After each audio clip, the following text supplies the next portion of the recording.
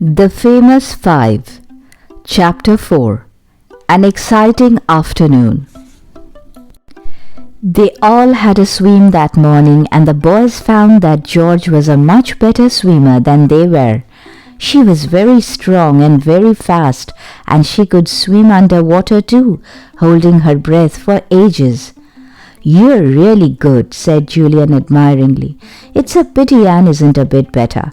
Anne, you'll have to practice your swimming strokes hard, or you'll never be able to swim out as far as we do." They were all very hungry by lunchtime. They went back up the cliff path, hoping there would be lots to eat. And there was. Cold meat and salad, plum pie and custard, and cheese afterwards. They all tucked in eagerly. "What are you going to do this afternoon?" asked George's mother. "George is going to take us out in a boat to see the wreck on the other side of the island," said Anne. Her aunt looked most surprised. "George is going to take you," she said. "George, what's come over you? You have never taken a single person before, though I have asked you to dozens of times." George said nothing, but went on eating her plum pie. She hadn't said a word all through the meal. Her father had not appeared at the table, much to the children's relief. "Well, George, I must say I'm pleased that you want to try and do what your father said," began her mother again. But George shook her head. "I'm not doing it because I've got to," she said. "I'm doing it because I want to. I wouldn't have taken anyone to see my wreck, not even the King of England, if I didn't like them." Her mother laughed. "Well, it's good news that you like your cousins," she said. "I hope they like you." "Oh, yes," said Anne eagerly, anxious to stick up for her strange cousin. "We do like George, and we like She was just about to say that they liked Timothy too, when she got such a kick on her ankle that she cried out in pain and the tears came into her eyes.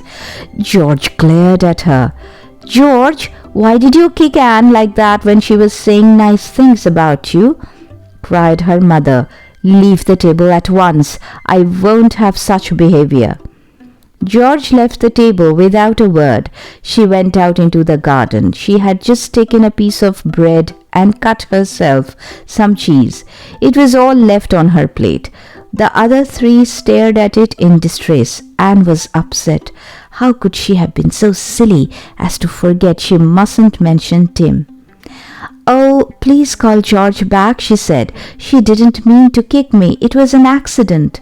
But her aunt was very angry with George. "Finish your meal," she said to the others. "I expect George will go into a sulk now. She is such a difficult girl."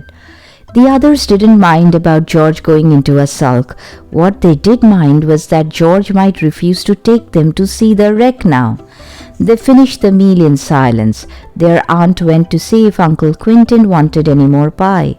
He was having his meal in the study by himself. As soon as she had gone out of the room, Anne picked up the bread and cheese from George's plate and went out into the garden. The boys didn't tell her off. They knew that Anne's tongue very often ran away with her, but she always tried to make up for it afterwards. They thought it was very brave of her to go and find George. George was lying on her back under a big tree in the garden. Anne went up to her. "I'm sorry, I nearly made a mistake, George," she said. "Here's your bread and cheese. I've brought it for you. I promise I'll never forget not to mention Tim again." George sat up. "I've a good mind not to take you to see the wreck," she said. "Stupid baby." Anne's heart sank. This was what she had feared. "Well," she said, "you needn't take me, of course, but you could take the boys, George. After all, they didn't do anything silly, and anyway, you gave me an awful kick. Look at the bruise." George looked at it. Then she looked at Anne. "But wouldn't you be miserable if I took Julian and Dick without you?" she asked. "Of course," said Anne, "but I don't want to make them miss a treat even if I have to." Then George did a surprising thing for her. She gave Anne a hug. Then she immediately looked most ashamed of herself, for she felt sure that no boy would have done that, and she always tried to act like a boy. "It's all right," she said gruffly, taking the bread and cheese. "You were nearly very silly, and I gave you a kick, so we are even. Of course you can come this afternoon." Anne sped back to tell the boys that everything was all right, and in 15 minutes' time 4 children ran down to the beach. By a boat was a brown-faced boy about 14 years old. He had Timothy with him. "Boat's all ready, George," he said with a grin, "and Tim's ready too." "Thanks, Alf," said George, and told the others to get in. Timothy jumped in too, his big tail wagging 19 to the dozen. George pushed the boat off into the surf and then jumped in herself. She took the oars.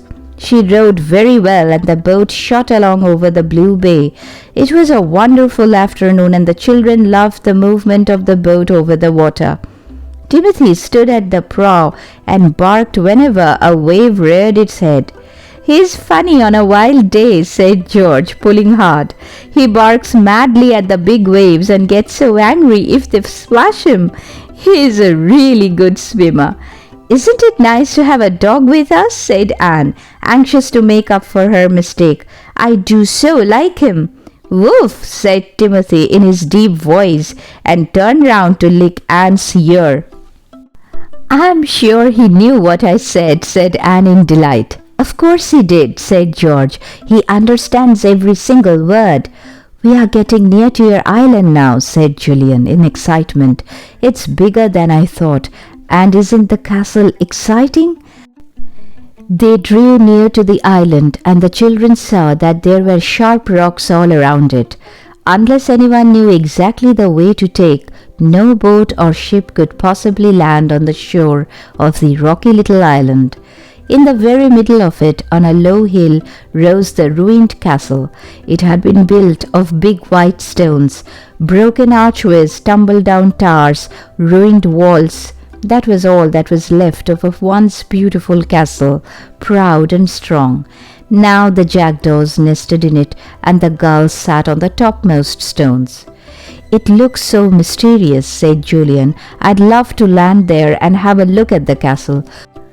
Wouldn't it be fun to spend a night or two here?" George stopped rowing. Her face lit up. "Yes," she said in delight. "Do you know, I never thought how lovely that would be. To spend a night on my island, to be there all alone, the 4 of us, to get our own meals and pretend we really live there. Wouldn't it be brilliant?" "Amazing," agreed Dick, looking longingly at the island. "Do you think your mom would let us?" "I don't know," said George. "She might. You could ask her." "Can't we land there this afternoon?" asked Julian. "No, not if you want to see the wreck," said George. "We have got to get back for tea today, and it will take all the time to row round to the other side of Kirene Island and back." "Well, I'd like to see the wreck," said Julian, torn between the island and the wreck. "Here, let me take the oars for a bit, George. You can't do all the rowing." "I can," said George, "but I'd quite enjoy lying back in the boat for a change. Look, I'll just take you by this rocky bit, and then you can take the oars till we come to another awkward piece. The rocks around this bay are dreadful." George and Julian changed places in the boat. Julian rowed well, but not as strongly as George. The boat sped along, rocking smoothly. They went right round the island and saw the castle from the other side. It looked more ruined on the side that faced the sea. "The strong winds come from the open sea," explained George. "There's not really much left of it this side except piles of stones, but there's a good little harbour in a small cove if you know how to find it." George took the oars after a while and rowed steadily out a little beyond the island. Then she stopped and looked back towards the shore. "How do you know when you are over the wreck?" asked Julian, puzzled. "I'd never know." "See that church tower on the mainland?" asked George. "And tip of that hill over there? Well, when you get them exactly in line with one another, between the 2 towers of the castle on the island, you are pretty much over the wreck. I found that out ages ago." The children saw that the tip of the far-off hill and the church tower were almost in line when they looked at them between the two old towers of the island castle. They looked eagerly down into the sea to see if they could spot the wreck. The water was perfectly clear and smooth.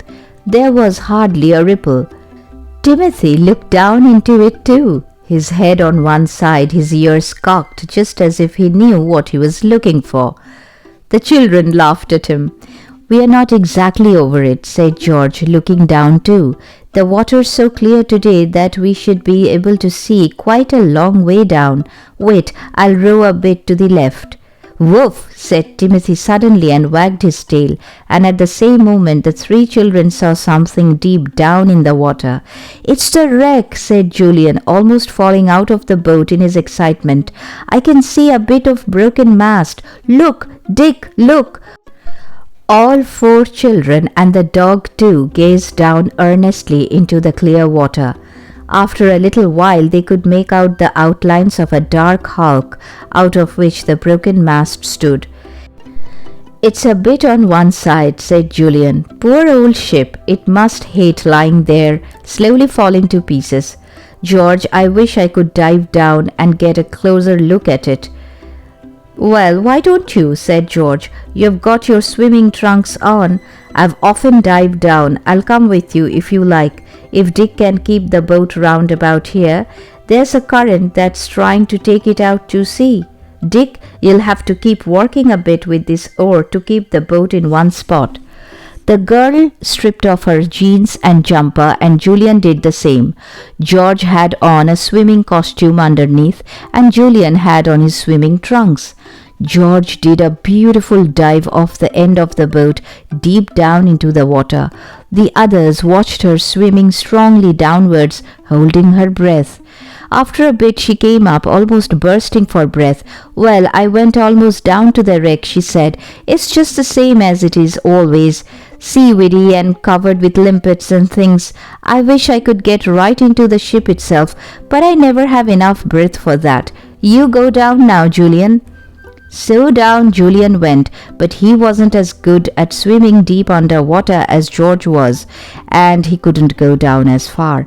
He knew how to open his eyes under water, so he was able to take a good look at the deck of the wreck. It looked very abandoned and strange. Julian didn't really like it very much. It gave him a sad sort of feeling. He was glad to go to the surface again and take deep breaths of air and feel the warm sunshine on his shoulders. He climbed into the boat. "That was really exciting," he said. "I'd love to see that wreck properly, you know. Go down under the deck into the cabins and look around. Imagine if we could really find the boxes of gold." "That's impossible," said George. "I told you proper divers have already gone down and found nothing. What's the time? We'll be late if we don't hurry back now." They did hurry back and managed to be only about 5 minutes late for tea. Afterwards they went for a walk over the moors with Timothy at their heels, and by the time that bedtime came they were all so sleepy that they could hardly keep their eyes open. "Good night, George," said Anne, snuggling down into her bed. "We've had a lovely day, thanks to you." "And I have had a lovely day too," said George, rather gruffly. "Thanks to you. I'm glad you all came. We are going to have fun, and you'll love my castle and my little island." "Ooh, yes," said Anne, and fell asleep to dream of wrecks and castles and islands by the hundred. When would George take them to her little island?